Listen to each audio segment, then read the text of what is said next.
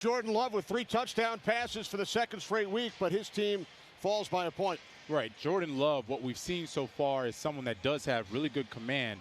The only thing that's needed now is to stretch the field. There weren't too many plays down the field from Jordan Love, and that's what they're missing from this offense. You can do a lot of dink and dunk and have the intermediate passes, which worked well. He had 3 touchdowns, but at some point you do have to stretch the defense. You have to threaten the defense, and that's where he's going to have to improve. Pick and choose those opportunities a little bit more in the game so that you keep the defense honest. Packers now 1-1. They host the New Orleans Saints next week. Atlanta Falcons go to 2-0 for the first time in 6 years as they outscored the Packers 13-0 in the fourth quarter here in Atlanta.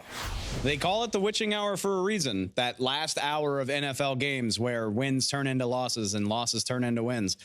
75% of the way through, a minute left in the third quarter, Jordan Love gets his 3rd passing touchdown of the day. The Packers go up 24-12. They seem to be in control. I'm getting my talking points together to talk about Jordan Love's coming out party. The 2-0 Packers get back-to-back road wins to start out this new era. Couldn't be better.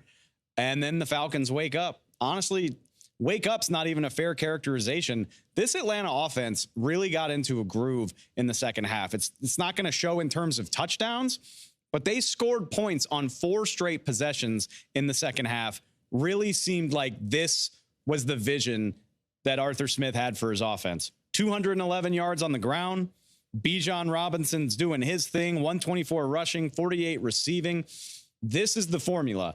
Get the ground game rolling, 4.7 yards per carry, and build off of that with the passing game. Desmond Ridder, not asked to do too much, but it looked a heck of a lot better in week 2 than it did in week 1. Drake London gets involved with 67 yards and a touchdown. Mac Hollins misses his own touchdown by the thinnest of margins with his heel just barely touching down out of the back of the end zone.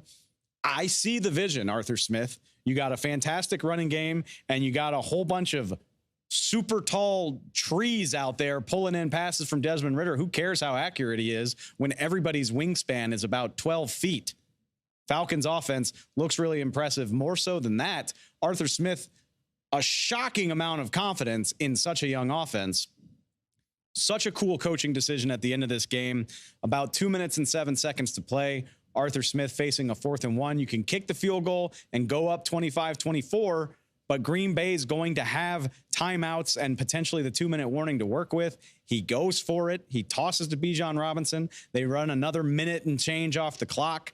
They wind up kicking the field goal anyway, but now Jordan Love is faced with under a minute to play and no timeouts. He obviously doesn't get the job done. I wouldn't expect a guy making his 3rd career start to pull that off.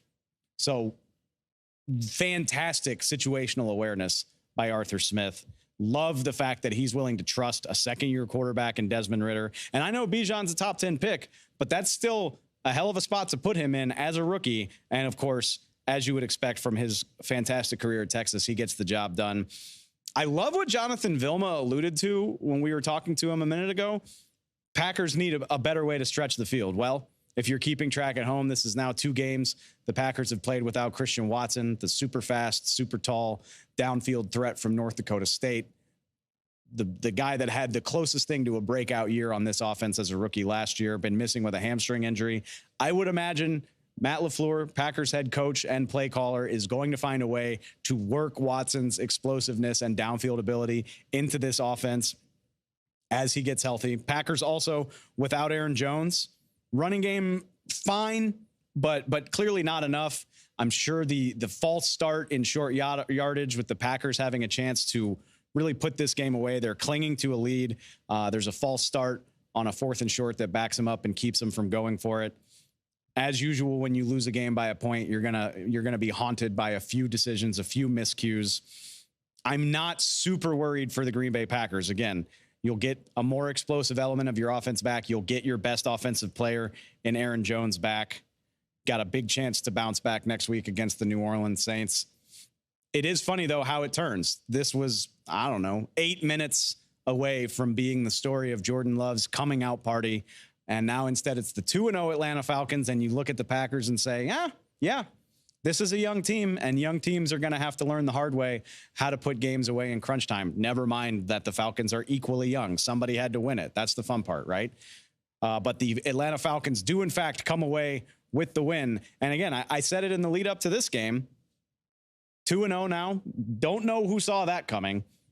And they go up to take on the NFC North preseason favorites, another NFC North game, the Detroit Lions. Once again, a game that didn't sound particularly interesting to me in August, that now I can't wait to see. I can't wait to see how this young Falcons team continues to build on their success.